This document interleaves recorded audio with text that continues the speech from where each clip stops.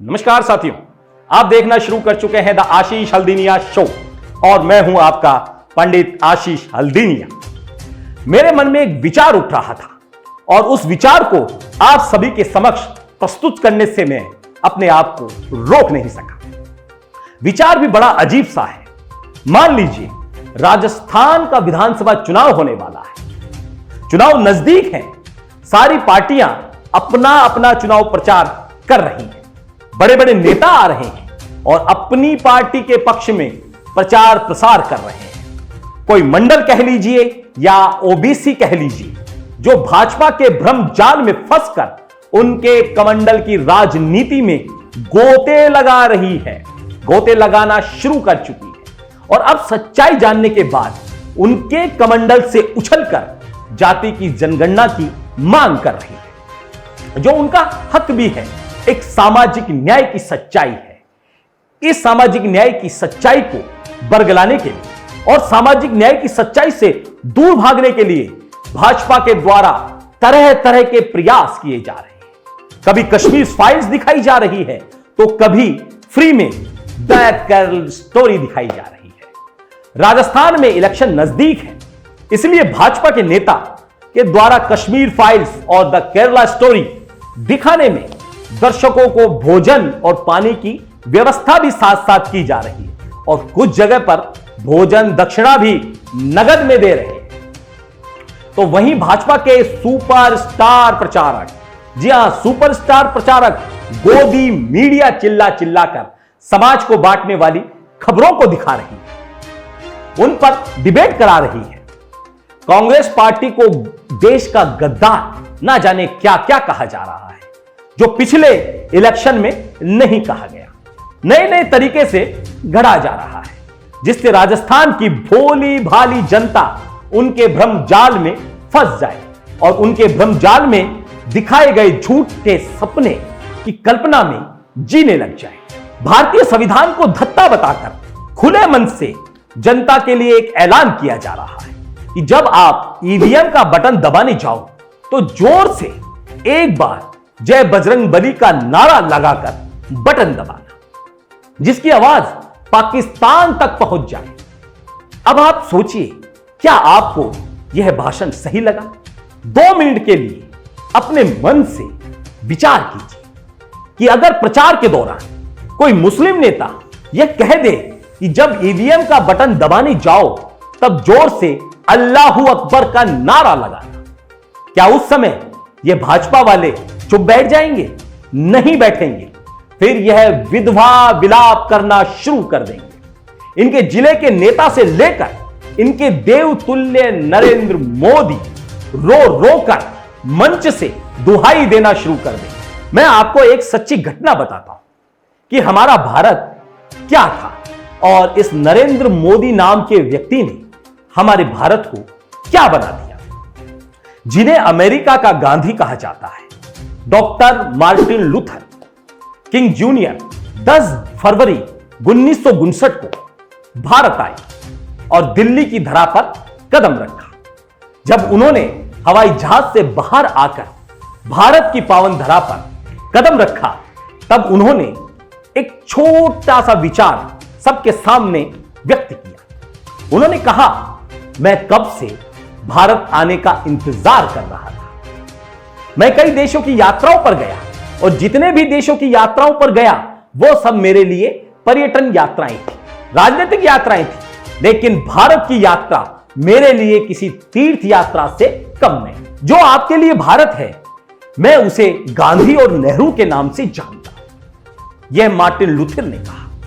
बाद में वही मार्टिन लूथर किंग, जिन्हें जूनियर गांधी भी कहा गया, उन्होंने हमारी भारत की परंपराओं को अमेरिका जैसे देश में जीवित कर गोरे और काले का भेद मिटाने के लिए, सबको बराबर समझने के लिए, सर्वधर्म समभाव सार्थक करने के लिए अपना पूरा जीवन समर्पित कर। हमारा भारत वैसा था जो दूसरों को प्रेरणा देता था। लोग आकर भारत की धरती को चूमते थे। आज इस नरेंद्र मोदी की वजह से अब छोटे छोटे देश भी हमें नसीहत देने में गुरेज नहीं करते।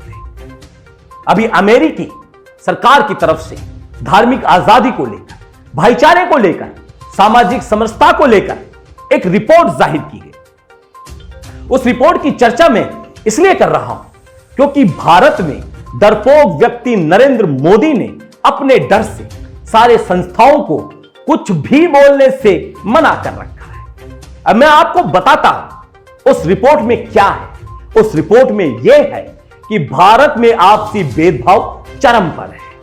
भारत की सुगंध से गांधी को लगातार गायब किया जा रहा है और यह एक शर्मिंदगी की बात है कि भारत की तरफ आज वह अमेरिका उंगली उठा रहा है, जो तमाम सामर्थ्य के बावजूद भारत की नैतिक आभा के सामने कमजोर पड़ता है। 1955 यानी कि क्रांति के 179 साल बाद भी अमेरिका की सरकारी बसों में श्वेत के साथ बराबर बैठने की आजादी नहीं थी। वहीं मार्टिन लूथर किंग ने आंदोलन कर इसे मिटाने का प्रयास किया, जबकि हमारे भारत में, भारत के संविधान ने बिना किसी किंतु परंतु के आजादी के तुरंत बाद हर तरह के भेदभाव को गैर कानूनी करार दिया था। मोदी राज में भारत की छवि, भारत के पारंपरिक सहिष्णुता देश की छवि से उल्टी है, जो भारत के विचारों को, जो अनेकता में एकता के सिद्धांत को और धार्मिक सफलताओं के प्रति सम्मान पर आधारित है, उसे चकनाचूर करती है। मैं आज ही आपको यह गारंटी के साथ कह सकता हूं कि नरेंद्र मोदी जून में अमेरिका जाने वाले हैं और वहां उनसे यह प्रश्न जरूर पूछा जाएगा और पूरे भारत को शर्मिंदगी उठानी पड़ेगी, क्योंकि भारत में तो वह प्रेस कॉन्फ्रेंस करते नहीं है, विदेशों में करते हैं। मैं दावे के साथ कह सकता हूं कि इस बार नरेंद्र मोदी अमेरिका में भी प्रेस के प्रश्नों का जवाब नहीं देंगे। फिर देश की गोदी मीडिया सुपरस्टार प्रचारक के रोल में रहेगी, परंतु वहां के अखबारों में और वहां के न्यूज चैनलों में या कुछ प्रतिष्ठित यूट्यूब चैनलों पर आप यह खबर जरूर सुनेंगे। हमारी बात पर विश्वास मत कीजिए, खुद गौर से सोचिए, यह व्यक्ति देश का मान विदेशों में बढ़ा रहा है या घटा रहा है। नेहरू और गांधी के द्वारा स्थापित और कमाई गई प्रतिष्ठा को यह देश की संपत्ति के साथ साथ क्यों बेच रहा है, यह सोचनीय है। मैं इसे निंदनीय नहीं कहूंगा, क्योंकि निंदा भर कर देने से हम सबकी जिम्मेदारी खत्म नहीं हो जाती। आज देश में महंगाई चरम पर है, आपसी भाईचारा खत्म है, व्यापार बंद है, सामाजिक न्याय का ताना बाना टूट चुका है। झूठे धार्मिक आडंबरों को फैलाकर हमें भ्रमित करने का निरंतर प्रयास किया जा रहा है और हम उस प्रयास में इनके आ भी रहे हैं। ये सफल हो रहे हैं क्योंकि भारत एक ऐसा देश है जहां व्यक्ति विश्वास में जीता है। हम 9 साल से विश्वास में जी रहे हैं।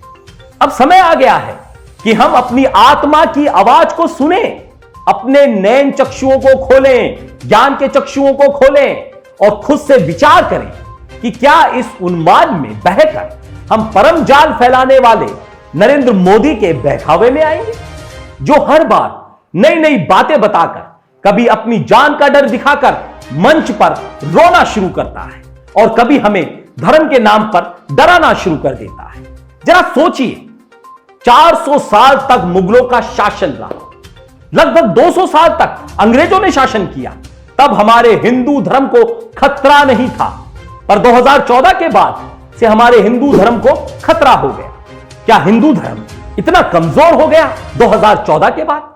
तो सोचिए कि यह हिंदू धर्म को क्यों कमजोर कर रहे हैं, क्यों कमजोर हुआ।